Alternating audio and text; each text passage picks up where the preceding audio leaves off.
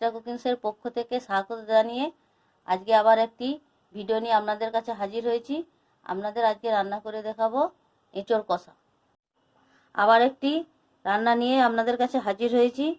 আজকে আমাদের রান্না করে দেখাবো এঁচোড় কষা। তার জন্য দেখতে পাচ্ছেন এই যে 1 কিলো এঁচোড় কেটে নিয়েছি, এই যে আলু কেটে নিয়েছি। এবার প্রথমে এঁচোড়টাকে একটু গরম জলে সেদ্ধ করে নেব।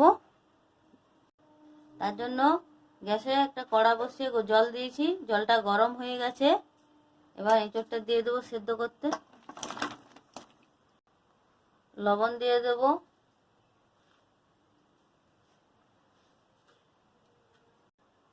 ও পরিমাণ মতো হলুদ,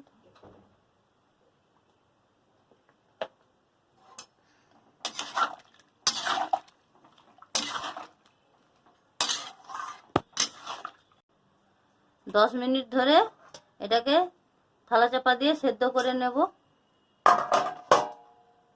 চাপাটা খুলে দেখব,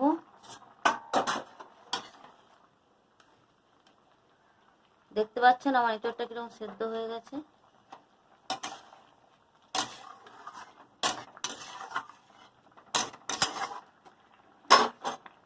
এবার নামিয়ে নেব। দেখতে পাচ্ছেন আমার কিরকম করে সেদ্ধ করেছি, একটু শক্ত শক্ত থাকবে। ভাজবো তো তেলে, না হলে ঘেঁটে যাবে বেশি সেদ্ধ করলে। কড়া গরম হয়ে গেছে, তেল দিয়ে আগে আলুটা ভেজে নেব। তার জন্য তেলটা দিয়ে দিচ্ছি কড়ায়। তেলটা গরম হয়ে গেছে, এবার কেটে রাখা আলুগুলো দিয়ে দেবো।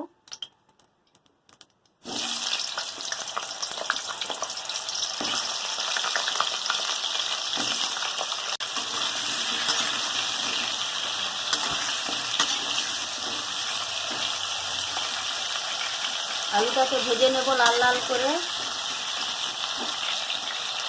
দেখতে পাচ্ছেন আলুটা আমার ভাজা হয়ে আসছে।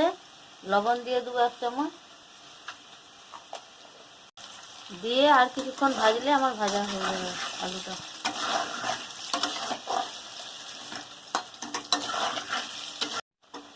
দেখতে পাচ্ছেন আলুটা আমার ভাজা হয়ে গেছে, এবার নামিয়ে নেব।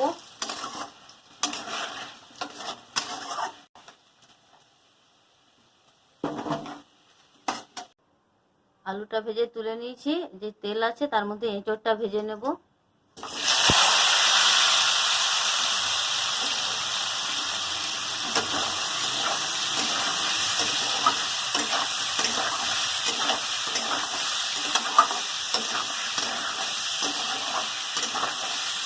এঁচোড়টা ভাজা হয়ে গেছে, এবার নামিয়ে নেব।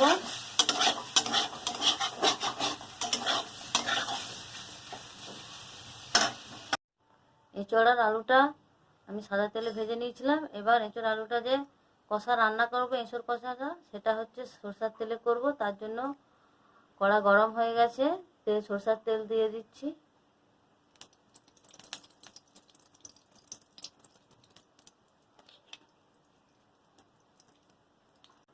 তেল গরম হয়ে গেছে, অল্প একটু চিনি দিয়ে দিচ্ছি। 5 ফোড়ন, একটা গোটা লঙ্কা, তেজপাতা, বেটে রাখা রসুন,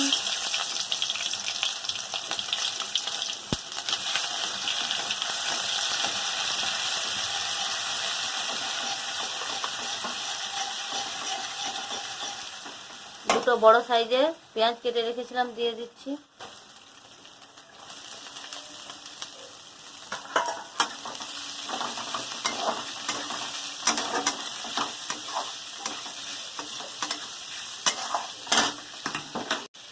পেঁয়াজটা যাতে তাড়াতাড়ি নরম হয় তার জন্য অল্প একটু লবণ,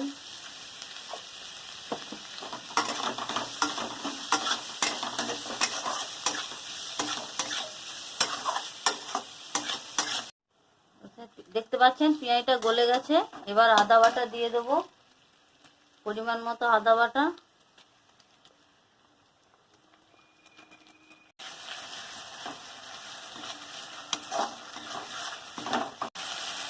আদাটা কষানো হয়ে গেছে, এবার ধনে গুঁড়ো দিয়ে দেবো, 1 চামচ ধনে গুঁড়ো দিয়ে দেবো। ভালো করে কষিয়ে নেব মশলাটাকে।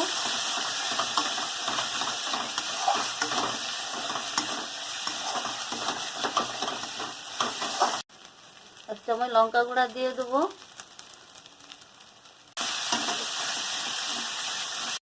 এক চামচ হলুদ গুঁড়ো দিয়ে দেবো,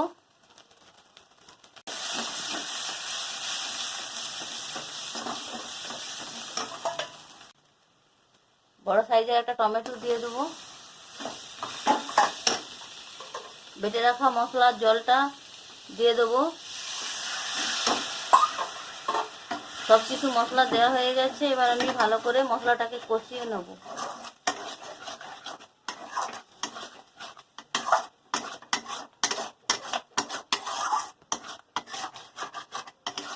ভালো করে মশলাটা কষিয়ে নিয়েছি, দেখতে পাচ্ছেন গ্রেভিটা কেমন হয়েছে।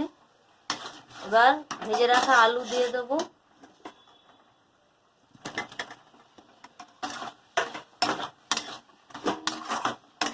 আলুটা দিয়ে একটু ভালো করে আগে কষিয়ে নেব।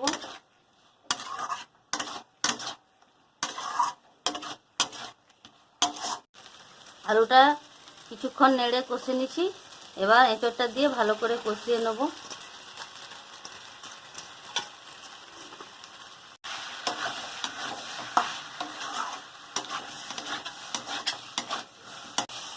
ভালো করে এঁচোড় আলুটাকে কষিয়ে নেবেন, যত ভালো কষাবেন খেতে ততটাই টেস্টি লাগবে। এঁচোড় আলুটা কষানো হয়ে গেছে, এবার একটু গরম মশলা দিয়ে কষাবো।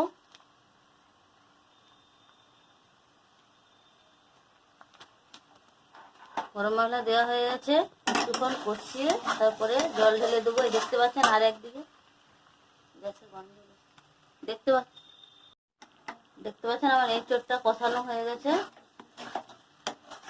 আর একদিকের গ্যাসে এই যে আমি গরম জল বসিয়ে রেখেছিলাম, এটাও গরম হয়ে গেছে, এর মধ্যে দেবো বলে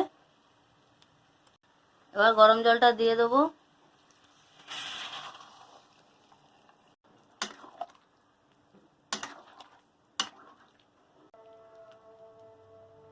এঁচোড় আলুটা কষিয়ে যে জল ঢেলে দিয়েছিলাম, এঁচোড়টা তো আমার প্রায় সেদ্ধই আছে, আলুটাও যে ভেজে দেওয়া হয়েছে, আলুটা সেদ্ধ হয়ে গেলে আমার রান্নাটা হয়ে যাবে। এরকম ভাবে কিছুক্ষণ সেদ্ধ করে নেব।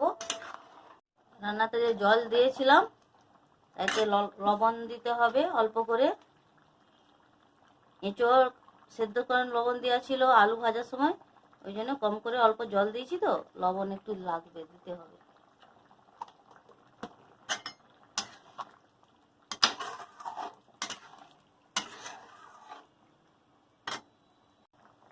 রান্নার স্বাদ ঠিকঠাক রাখার জন্য পরিমাণ মতো 1 চামচ আমি এখানে চিনি লাগবে দিচ্ছি।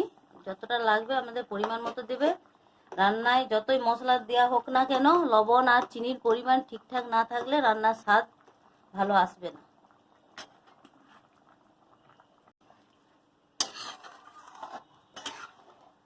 এঁচোড়টা আমার হয়ে এসছে, কিন্তু নামাবার কিছুক্ষণ আগে ঘি দিতে হয়, দিয়ে একটুক্ষণ ফোটাতে হয়, সেই জন্য আমি ঘিটা দিয়ে দেবো।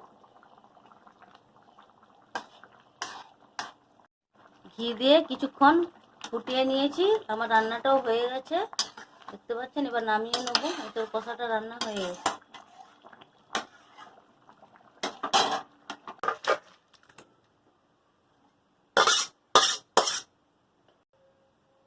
এঁচোড় কষা রান্নাটা আমি এখানেই শেষ করলাম।